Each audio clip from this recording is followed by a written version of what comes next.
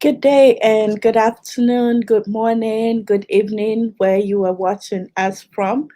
I'm excited to be kicking us off on the panel on new investments in upscale property in Africa.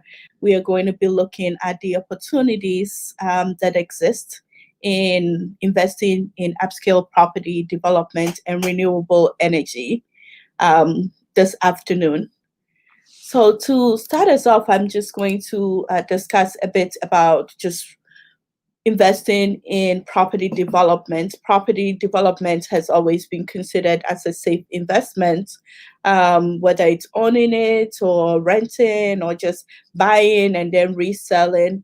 So definitely for investors, that's one of the safest ways or safest environment for them to invest in if you are interested in investing in Africa. But I think that it's very important to also look at the market and see how the taste has changed and also the market consumption has changed. And because of that, it's always great to really look to luxury real estate and property development market before you jump in. So generally, before you jump in, real estate is not considered luxury because it's expensive. Whether it's you're buying bedroom house or it's generally an expensive and a big ticket item. But you have to look, as I mentioned, in the markets that we're in. The African continent is growing, and there are several income avenues, and the middle class is growing. And when you have the growing middle class, you have opportunities for people to expand their taste in what is available to them and where they spend their money, which includes things like shopping, dining out, visiting museums and other arts, and as well as just having an environment that is convenient to meet their demands. So if you're looking at investment in those area in luxury property, that's one of the things that you need to be looking at. That where in the market where the interest and where people are in their consumption taste. And in looking at those kind of things, you can look at, luxury real estate. You can invest in internationally. You can buy a condo, you can buy a vacation property, or you can build from scratch. And Africa is a very great location to build from scratch if you're interested in developing such properties. I mean, the destination of a lot of African countries is such that it attracts a lot of tourists to go there. So if you have, whether it's a condo or hotel-like built throughout the whole year because of the temperature, throughout the whole year, it's likely that you are going to have investors come in. We are going to have visitors come in and rent your property as an alternative to things like hotels with Airbnb and other different forms of accommodation when people travel. It's always important to keep that in mind when you are developing your real estate or when you are thinking about investing in luxury property. So again, with the wealth of the world's rich growing and the desire for property, luxury property keeps increasing. We've seen that in many places in the Caribbean islands. And I think that Africa presents a good case as a destination also for investment in luxury development.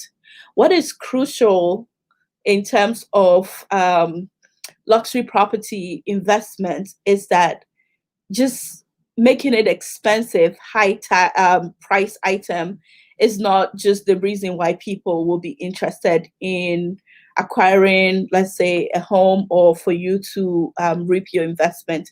It has to be unique. You have to offer an experience or a lifestyle. Basically, that is what the key indicators are showing. So you have to show that your development is unique. There are some people who cater for age brackets, also activities. So you can build around, for instance, a golf course or a tennis court, and provide those amenities so that it would attract people.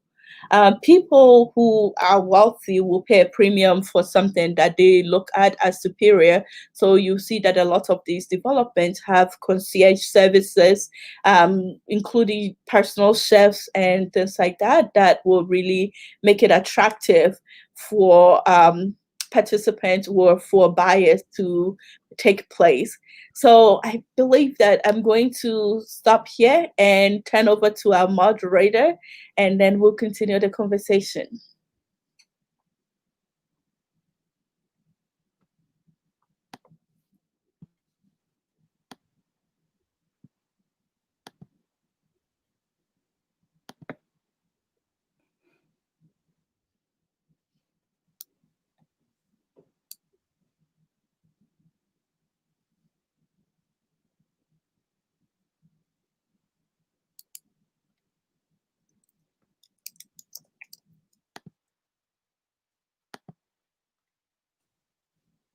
Unmute.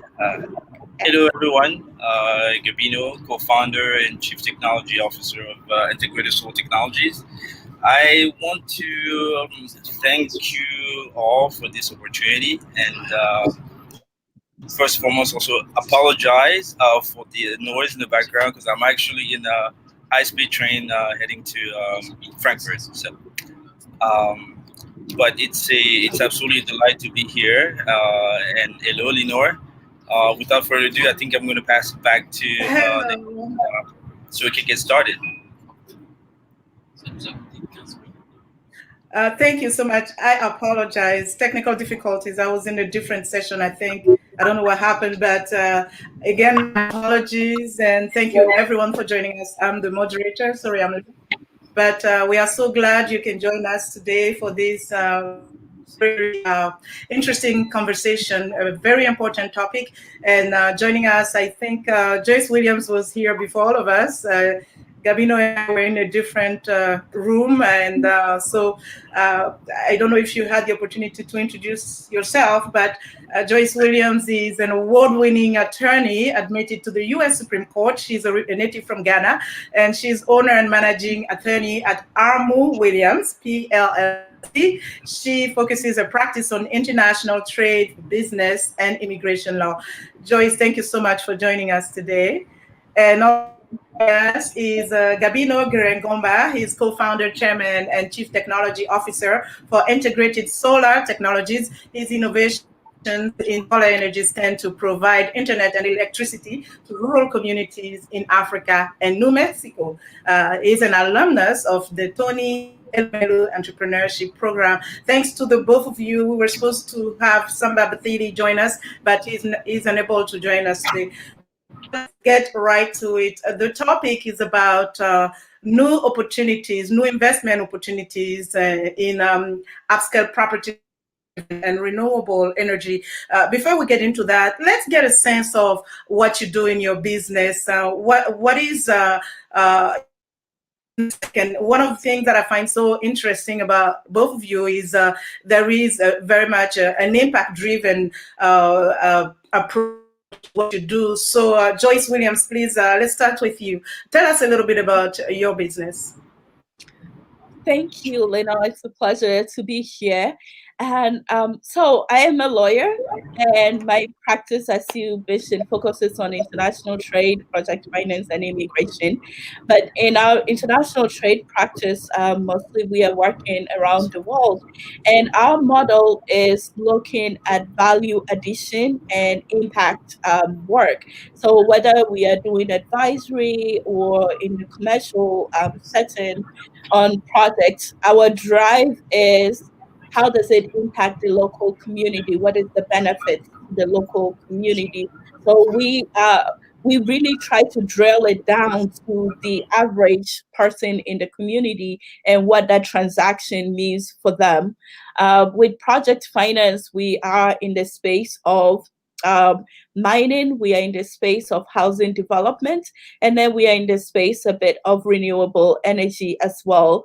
So around all of these things, we look at what is the impact as well as the capital that is coming in into the country, and the local expertise that are used in some development of these projects. That's fantastic. You touch on different sorts of business, and we're really looking forward to having more on your experience. Now, Gabino, coming to you. Talk to us about your enterprise, and why was it so important for you to turn to solar? And what sort of impact have you seen, or are you anticipating? Oh. Gabino, can you hear me? Okay, I think we lost Gabino, and we'll come back to him.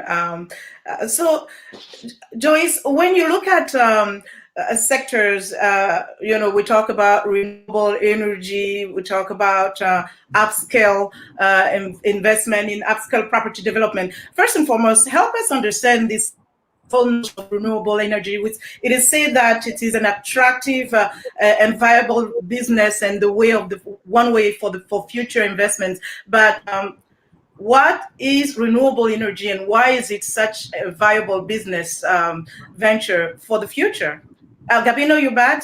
I can toss this question to you. Okay. Is that a question directed to me? Yeah, go ahead. Okay. About your business, and then I will have Joyce. We'll go back to Joyce with the question. Okay. Well, thank you so much, Linord. First and foremost, I think we were the first company that was engineered from the ground up to design a electricity and broadband platform that was directed at Africa. The reason being is that we knew going in that we, although it was a cutting edge technology, but we had to use patient capital, a combination of patient capital along with research funds, so we can still make the product accessible to the buying power of the average African. So,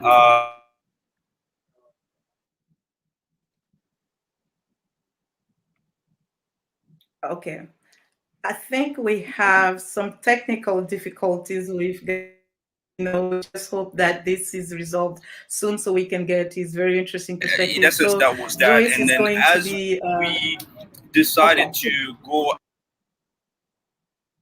I think. All right. I think most of it. I find that the trend is moving faster than the internet. Okay. So, yeah, back to what I was saying. And as we decide to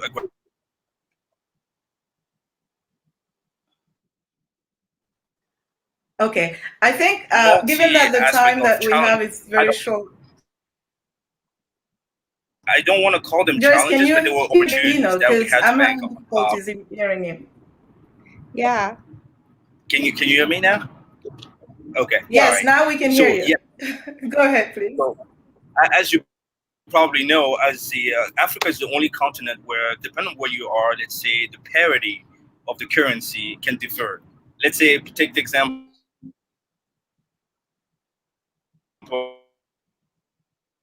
of Francophone Africa, between power plants to build in Central African Republic, which is my country, the currency has a different parity. Now, this may sound a very a trivial question, but it has a differential when it comes to the bottom line pricing and tariff for commodities. It's impossible. You're not allowed. I'm having a conference. Okay. You're not allowed.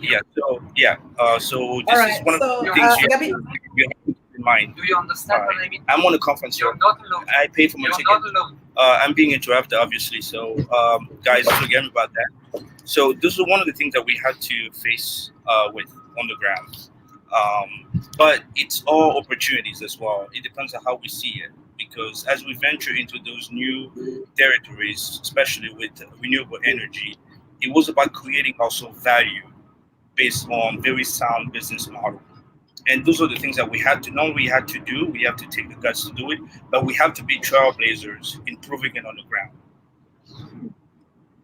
Okay. So Joyce, coming back to you, talk to us about why renewable energy is such a viable business venture, and why is it the way of the future, as some people like to say.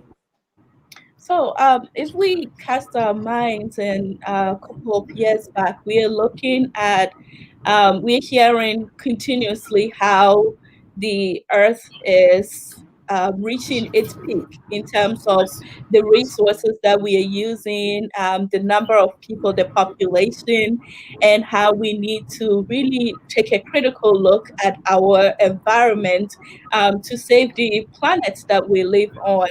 And renewable energy is taking natural resources from the earth resources to produce energy, as opposed to traditional energies that relies on fossil fuels and tends to be more harmful to the environment. So whether it's solar, whether it's wind, whether it's water, hydroelectric, those are elements, or those are opportunities that tends to cause less harm to our environment and to the earth. And as we have seen several initiatives on climate change to really reduce our carbon production and footprint on earth. So the future and the present is renewable energy. If we are serious about doing something to curb the high rise of carbon and the detriment to the environment. And so because of this, there is a lot of attention, there is a lot of focus, there is a lot of resources that are being pumped into into areas that can help us to develop and also to produce opportunities and technologies that can help us to combat climate change.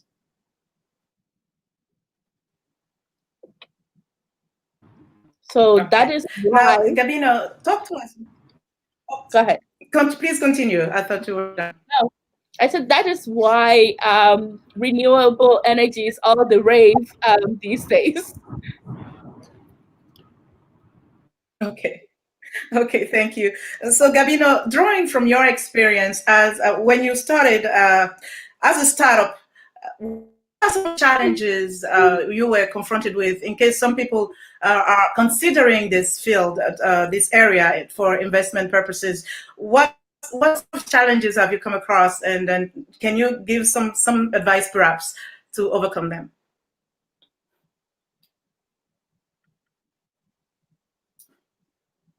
Gabino, did you hear me? Okay, I think we're having some issues with Gabino's connection. So Joyce, back to you. Talk to us about upscale property development. How investment it is when we think about the fact that there are issues where people will say, oh, in Africa, poverty is very much a reality. How viable would be investing in upscale property development, and what is your experience in that field?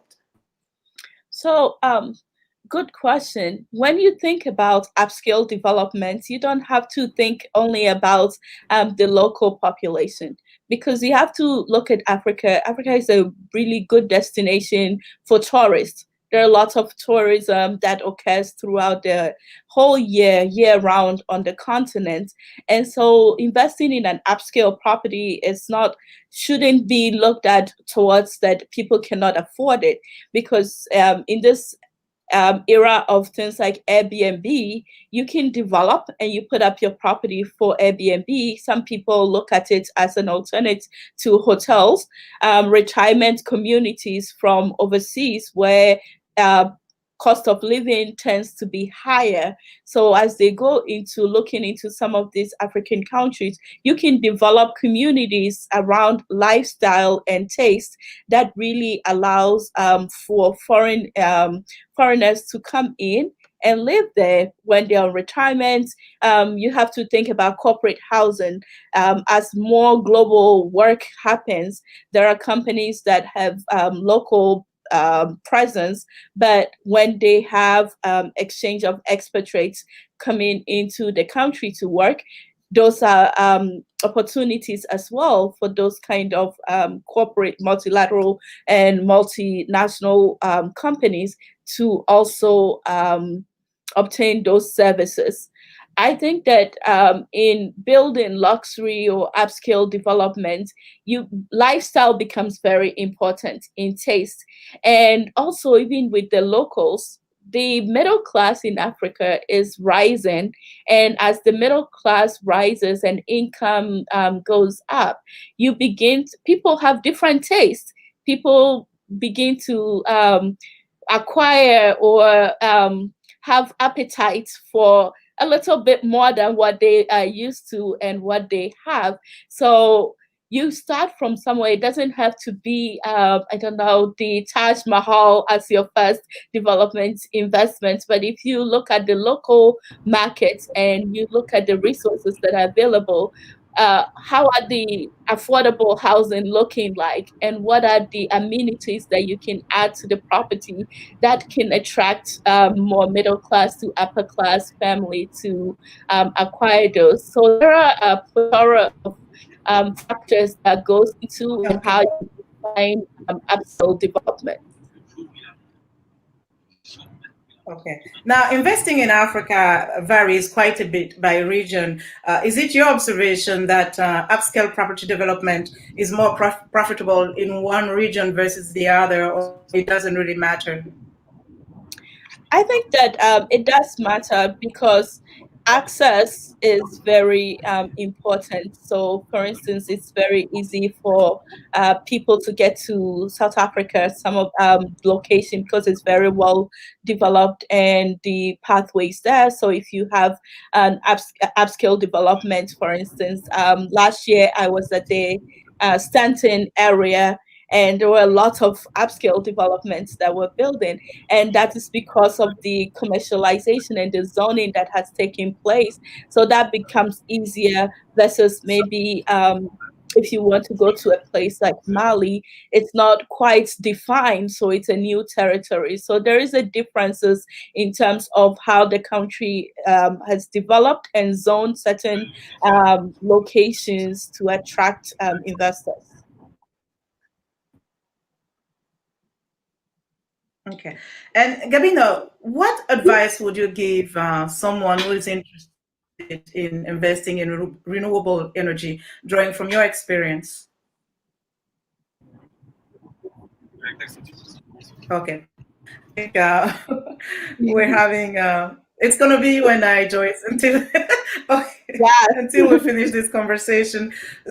So, the question about advice, I'll toss this to you as well. What advice would you give someone who would like to invest in renewable energy as well as upscale property development?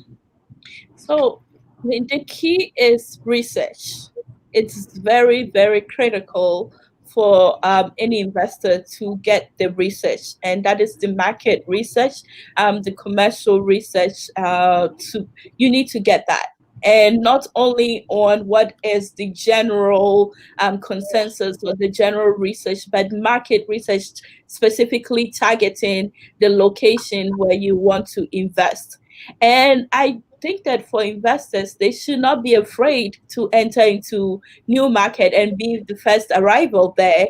As long as you do your research and you do your due diligence, I think that those have higher rates of return. So, for instance, if you're looking at, as I said, in South Africa, there are a lot of investors going into South Africa developing upscale property. You can look at, say, Ghana or even Mali, say Togo, other countries or neighboring countries like Namibia, Lesotho, and look at what are the opportunities there and what can you create. Most of these are being built around tourism. So is there an opportunity to connect with someone who is in tourism so that you are offering, for instance, a tour from Lesotho to Namibia to South Africa. So when people stay at your resort or your development, they have easy access to all these amenities that will make it easier for them to enjoy being around. So I think that research is key. Think about how you can collaborate and connect with other sectors so that you can make provisions for amenities for people to enjoy. And then also not being afraid to be the first in the area. Gabino, are you with us? We really would like to have your reaction. Okay, what advice would you give to someone who's interested in investing in renewable energy? What sorts of mistake to avoid, or where is the starting point? Well, it's just like my sister said previously.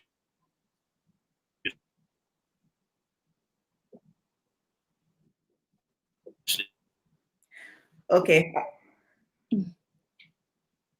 Okay, I think, yes, unfortunately, it's not a good day for us to get Gabino's thoughts on the question. So, can you guys hear me? Are you back with us? Yeah. Yes, I am. Yeah. So the key again is to practice we lost you. a lot of business due diligence research, along with actually key index of knowing the area which you have to invest. But let me mention something very quick here in pertains to Africa. Some of the data that you can easily be found in other places are just not available. So in some cases, we just have to go with our guts. I think, especially when we're trailblazing, so I'm speaking to the true factor of what's actually going on the ground. So sometimes you just have to take that risk and trailblaze your way. But the beauty of it is all opportunities in Africa, and everything has to be built. And when it comes to renewable energy, building integrated infrastructure, the skies is literally the limit, because we have half of continent to build. So it's going to be up to us, and we got to take that risk. When it comes to investment funding, Joyce, what can you tell us? How challenging is it to find investors in a venture like upscale property development? And Gabino, I'll come to you with regards to solar energy and renewable energy. Joyce? Sure. Well, I will start with some projects that we have received and we've advised on. Typically, the issue is with the project structure. So you have to, if you are developing a project, you have to show the clear pathway to investors that this is how this project is going to go, this is how long it's going to take, this is the resources that we need, and this is how long it will take for you to make your money back. And for most projects that we receive, you cannot see the clear pathway for investors to get their investments back. And so that is one thing that needs to be addressed, where the project structuring needs to be really thought of very carefully. And that goes into doing due diligence and market research to put together a proposal that shows commercial viability. Because if you cannot show commercial viability, there is no investors who wants to come in.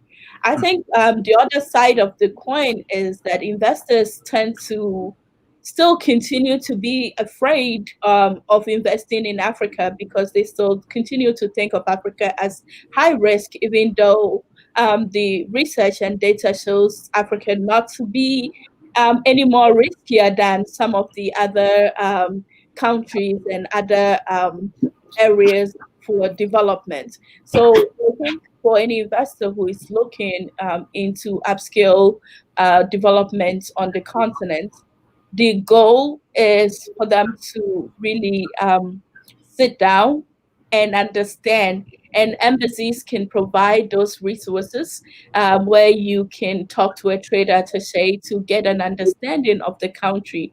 I recommend visiting the country to just also see, or at least send someone to look at around the country. And also the there are some issues regulatory-wise and commercial-wise in terms of the forex exchange and also the due diligence, corruption, in terms of standard. All those needs to be understood by investors before they put in money. But those are things that the project developers can easily address and prepare so that it makes it easier for their presentation to investors, for investors to be comfortable. Great. And now time is almost up. Gabino, let me just have a few words from you before we wrap. Well, I think in summarizing a little bit of the journey, because we not only have designed a product geared toward Africa, but we also have brought a disruptive business model to go with it. So there was a lot of firsts, but then again, those are the type of things that we set out to do, and we were ready for what was coming, so to speak. So we get, just like my sister said, we have to have that assertiveness as we attack on this market. We need to think of ourselves. I mean, speaking of entrepreneur in the areas of renewable energy, as you know, let's say Rockefeller or the Gold, in the United States back, let's say in the early 20th century. So we are trailblazers. There are a lot of news. But that being said, we have to make sure that we create value. And the key again is to create value. Because just to speak a little bit about business model, it's all based on the belief of African that, let's say, if you go to a woman's cooperative and the minute that you drop in electricity and broadband, that spurs volume of exchange and you create value. So basically, we have a model in which although we literally gave the system at cost, but we are banking on the next 20, 25 years and banking on African women and youth to take this on and actually connect to the rest of the world in terms of exchange. Africa has a diaspora that is all over the world and has a market for African product and our food, let's say. So you gotta look at it as a vehicle of value creation and bringing actually return on investment that is not charity. Again, I really want to mention that because I firmly know and believe that Africa has a value creation that's there, but nobody's actually designing an ecosystem or business model that to go with it. So that's with that. And thank you again for this opportunity to speak. Thank you. Thank you. Thank you, Gabino, Guerengomba, and Joyce Williams. Thank you so much for joining us, and we apologize for the technical difficulties. These I the realities of live. Yeah, but it's amazing. So, thanks for able to join us. So, yes. Thanks again to all of you, and bye-bye, and keep watching Summit. Bye. Bye.